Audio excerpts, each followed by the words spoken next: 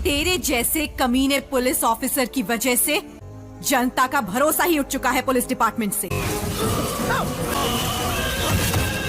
दोस्तों, कराची शहर की सड़कें पुलिस सायरन से गूंज उठती है।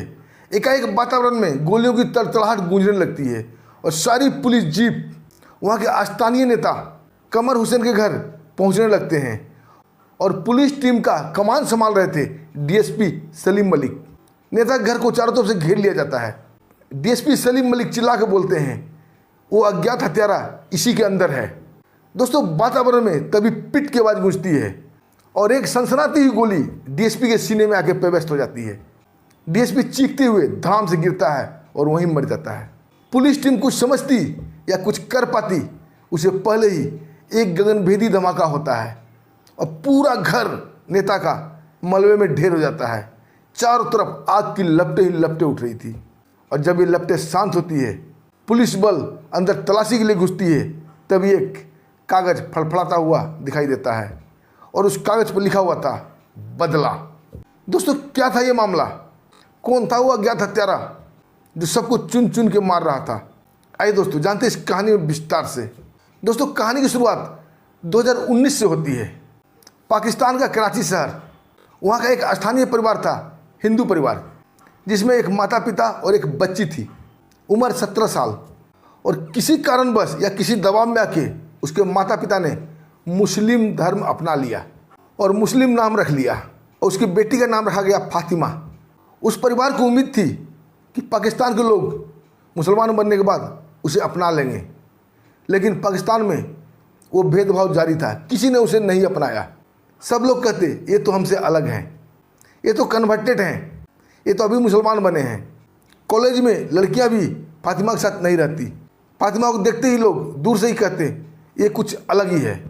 दोस्तों, घर में फातिमा अपनी माँ से पूछा करती थी, क्या हम लोग अलग हैं? और दोस्तों, एक दिन बाद उस शहर में एक भयंकर विस्फोट होता है और पुलिस टीम आती है। कई लोगों की गिरफ्तारियाँ होती है और इसी गिरफ्तारी में फातिमा के माता पिता भी गिरफ्तार हो जाते हैं। बिना कोई सबूत, बिना कोई गवाह उसके माता पिता को पुलिस उठा लेती है। फातिमा पुलिस टीम के पीछे पीछे दौड़ी दौड़ी थाना जाती है, घंटों रोती है और बोलती है मेरे अब्बू अम्मी बेगुनाह हैं, इन्हें छोड़ दीजिए। लेकिन पुलिस वाले उसे दुत्कारते हुए थाना परिसर से बाहर कर देते हैं और एक दिन बाद ही खबर आती है कि फातिमा के माता पिता मारे गए। क्यों, कैसे, किसने मारा, कोई पूछने वाला नहीं था। File close. फातिमा की आंखों के आंसू सूख नहीं रहे थे। लेकिन दोस्तों, एक कहानी यहाँ समाप्त नहीं होती है, बल्कि यहीं से कहानी में टर्निंग पॉइंट आता है और एक नई कहानी की जन्म होती है। और एक कहानी थी बदले की कहानी। दोस्तों, अपने घर में बैठी अकेला फातिमा रो रही थी। रात का वक्त था। उसी वक्त कई नकाबपोश उसके घर में प्रवेश करते हैं। यह देख फातिमा डर जाती है, लेकिन वो हिम्मत नहीं हारती और उनसे मुकाबला करने की कोशिश करती है। लेकिन कुछ ही मिनट में वो बेहोश हो जाती है। जब उसे होश आता है तो अपने आप को एक बिस्तर पर पाती है। वहाँ एक सभ्य सा आदमी बैठा हुआ था। उसे देखकर फातिमा घबरा जाती है और पूछने की कोशिश करती है कि वो कहाँ है। तभी वो आदमी प्यार भरी मुस्कान देता है और बोलता है कि फातिमा, घबराओ मत, हम तुम्हारे दुश्मन नहीं हैं, हम तुम्हारी मदद करना चाहते हैं। हमें ये भी पता है तुम्हारे माता पिता बेगुनाह थे, उन्हें षड्यंत्र में फंसाकर मार दिया गया क्योंकि उन्होंने ऐसा कुछ देख लिया था जो उन्हें नहीं देखना था। इसलिए राज का पर्दाफाश होने के डर से पुलिस वाले और नेता मिलकर तुम्हारे माता पिता की हत्या कर दी। फातिमा रोते हुए बोलती है, हमें इंसाफ चाहिए। तभी वो व्यक्ति दृढ़ स्वर में, कड़े शब्दों में बोलता है कि इंसाफ रोने से नहीं मिलता है, बल्कि इंसाफ के लिए लड़ना पड़ता है। अगर तुम लड़ने के लिए तैयार हो तो हम तुम्हारी मदद के लिए तैयार हैं। फातिमा अपनी आंखों के आंसू पोंछती है और कड़े शब्दों में बोलती है, हम तैयार हैं। और दोस्तों, शुरू होता है फातिमा का ट्रेनिंग, क्योंकि वो कोई और नहीं, भारतीय खुफिया विभाग राव के एजेंट थे जो कि गुप्त रूप से पाकिस्तान में रह रहे थे। इधर फातिमा को पुलिस वाले सरगर्मी से तलाश रहे थे क्योंकि उस नेता का कहना था कि वो लड़की भी जिंदा है और कभी भी भेद खुल सकता है। लेकिन फातिमा गधे के सिंह की तरफ गायब हो चुकी थी। कोई नहीं जानता वो कहाँ गई। और इधर राव के गुप्त अड्डे में ज़मीन के अंदर फातिमा की ट्रेनिंग शुरू हो गई। ट्रेनिंग में उसे सिखाया जा रहा था गुप्त रूप से जासूसी करना, गुप्त निगरानी करना, आत्मरक्षा करना, सभी तरह के अत्याधुनिक हथियार चलाना जूडो कराटा, मार्शल आर्ट्स, कई भाषाएं, कई मनोवैज्ञानिक प्रशिक्षण। दोस्तों फातिमा हर दिन एक कड़ी परीक्षा से गुजर रही थी। कभी कभी उसका दिल चीखने लगता, अब नहीं होगा। तभी उसे प्रशिक्षक चेतावनी देते कि फातिमा तुम्हें अपने माँ बाप का बदला लेना है, अगर प्रशिक्षण नहीं लोगी तो बदला नहीं ले पाओगी। और फातिमा में एक नया जोश आता, अब फिर से वो तैयार हो जाती। और दोस्तों देखते ही देखते समय पंख लगा के उड़ता है और 2 साल कब बीत जाते हैं ये फातिमा को पता नहीं चलता है। अब फातिमा वो मासूम फातिमा नहीं थी, बल्कि वो एक प्रशिक्षित खतरनाक जासूस बन चुकी थी। फुर्ती इतना कि चीता भी मार खा जाए, पल भर में कई लोगों को धराशायी कर सकती थी। अब उसका शुरू होता है असली खेल, यानी कि बदला।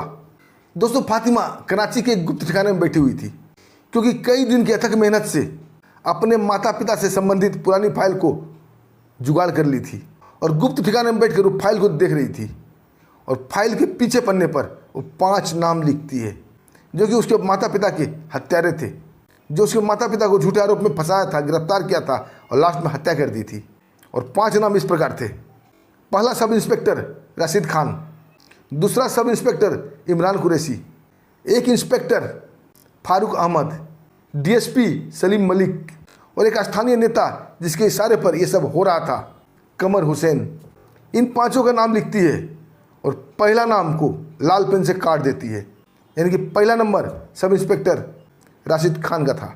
और फाइल को देखते हुए मन ही मन बुदबुदाती है कि अब सच की गोली तुम 5 के सीने पर दस्तक देगी, तुम्हारा सीना फट जाएगा।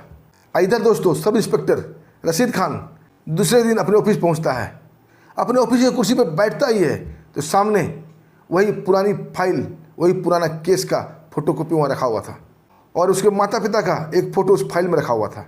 दोस्तों कांपते हाथों से राशिद खान उस फाइल को खोलता है और फाइल के पहले पन्ने पर बड़े बड़े अक्षरों से लिखा था, याद है तुम्हें। दोस्तों ये फ़ोटो देखते ही और ये सब देखते ही राशिद खान के माथे पर पसीना निकल आता है, उसके हाथ कांपने लगते हैं। और दोस्तों दूसरे दिन ही उससे संबंधित सारा सच, सारा दस्तावेज, सारा सबूत, वीडियो रिकॉर्डिंग, सब कुछ बड़े अफसर तक पहुंचा दिए जाते हैं और मीडिया में भी चलने लगते हैं। अब राशिद खान कहीं का नहीं रह गया था, चारों तरफ से थू थू हो रही थी और बड़े अफसर आखिरकार मीडिया के दबाव में आकर उसकी गिरफ्तारी का आदेश देते हैं और राशिद खान गिरफ्तार हो जाता है। उसके बाद दोस्तों कराची के उसी गुप्त ठिकाने पर वही फाइल लेकर फातिमा बैठी थी और दूसरा number sub inspector Imran Qureshi के नाम को काट देती है। और दूसरे दिन इमरान कुरैशी जैसे ही अपने ऑफिस जाता है, एक अनजान नंबर से कॉल आता है। जैसे ही फ़ोन उठाता है उधर से एक लड़की की आवाज़ आती है और बोला जाता है कि सच को जितना दबाओगे सच उतने ही स्पीड से तुम्हारे पास लौटेगा। दोस्तों ये आवाज़ सुनते ही इमरान कुरैशी कांप जाता है, क्योंकि ये आवाज़ किसी और की नहीं फातिमा की थी, जिसे वो सरगर्मी से तलाश रहा था। और दोस्तों कुछ ही दिनों में उसके अवैध लेन देन, गवाहों को डराने धमकाने का प्रमाण, झूठे केस का दस्तावेज उसके वरिष्ठ ऑफिसर तक पहुंचा दिया जाता है और एक कॉपी मीडिया के हवाले कर दिया जाता है। मीडिया में सब चलने लगती है। चाह कर भी वरिष्ठ ऑफिसर इस केस को दबा नहीं पाते हैं और लास्ट में इमरान कुरैशी की गिरफ्तारी हो जाती है। दोस्तों तीसरा नंबर था इंस्पेक्टर फारूक अहमद का। दोनों को गिरफ्तार होते देख वो एक हादसा समझ रहा था और वो ये समझ रहा था कि शायद वो बच जाएगा। लेकिन एक प्रेस कॉन्फ्रेंस में इस केस से संबंधित सारा दस्तावेज, पैसे से भरे मोटे मोटे लिफाफे और फारूक अहमद ने जो भी अनैत किया था सबका सबूत मीडिया के हवाले हो जाता है। अब फारूक अहमद को समझते देर नहीं लगती है कि सबका सूत्रधार कोई न कोई है और इस केस से संबंधित सभी लोगों के ऊपर गाज गिर रहे हैं। दोस्तों तुरंत वो डीएसपी सलीम मलिक से संपर्क करता है, उसे अपनी बात समझाने की कोशिश करता है, लेकिन डीएसपी ये मानने को तैयार नहीं कि फातिमा ये सब कर रही है। थक हार कर वो नेता को फ़ोन लगाता है, लेकिन नेता भी उसे डांट कर चुप करा देता है और कहता है आइंदा हमें फ़ोन नहीं करना, तुम्हारे चक्कर में मैं अब बर्बाद नहीं होऊंगा। लेकिन तब तक मीडिया वालों ने रंग दिखा चुके थे, सारे प्रमाण मीडिया में चलने लगते हैं और आखिरकार इंस्पेक्टर को भी गिरफ्तार कर लिया जाता है। दोस्तों ये देखकर डीएसपी सलीम मलिक की सांसें फूल जाती है। अब उसे लगने लगा था कि इंस्पेक्टर सच कह रहा था। दोस्तों अपने जितने भी मातहत थे, अपने विश्वासी आदमी थे, उसे दौड़ाता है फातिमा की खोज में, लेकिन फातिमा उसे कहाँ मिलती, क्योंकि सारे फर्जी केस को डीएसपी सलीम मलिक ने ही मंजूरी दी थी। उसकी देख रेख में ये केस बना था, उसके माता पिता को मारा गया था। अब डीएसपी सलीम मलिक पर विभागीय जांच की कार्रवाई हो जाती है।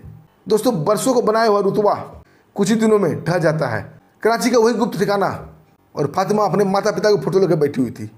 4 नाम कट चुके थे और 5वां नाम था स्थानीय नेता कमर हुसैन का। उसे भी लाल पेन से काटती है। इधर दोस्तों रातों रात वहाँ के स्थानीय चैनल पर नेता कमर हुसैन के संबंधित सारे फर्जी दस्तावेज, उसके लेन देन की फाइलें, उसका षड्यंत्र, उसकी गुप्त मीटिंग, सब कुछ टीवी पे चलने लगता है।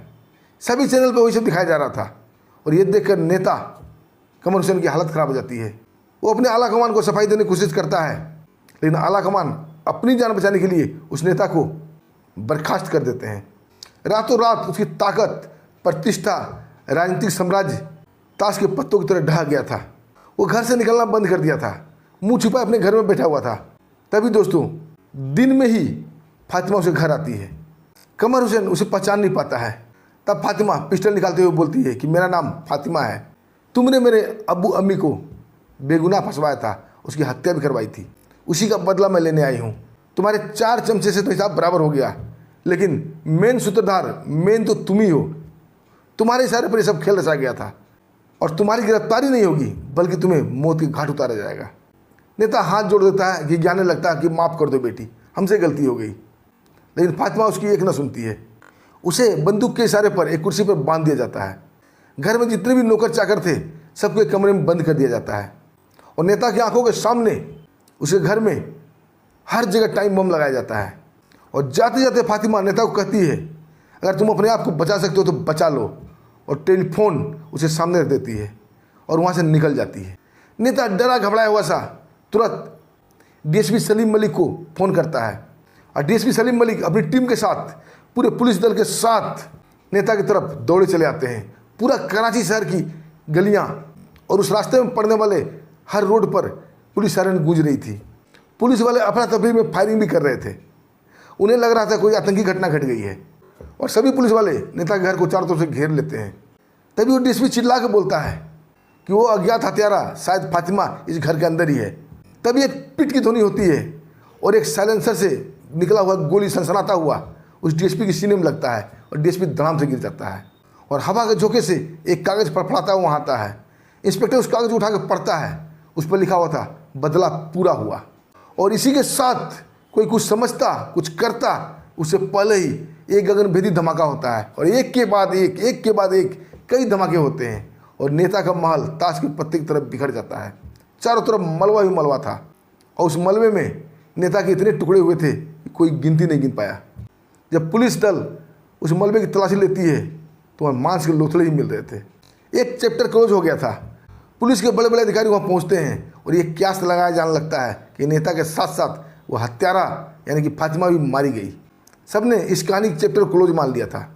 लेकिन रात को राव के एक गुप्त ठिकाने पर राव के एक अधिकारी बैठे हुए थे, सामने फातिमा बैठी हुई थी।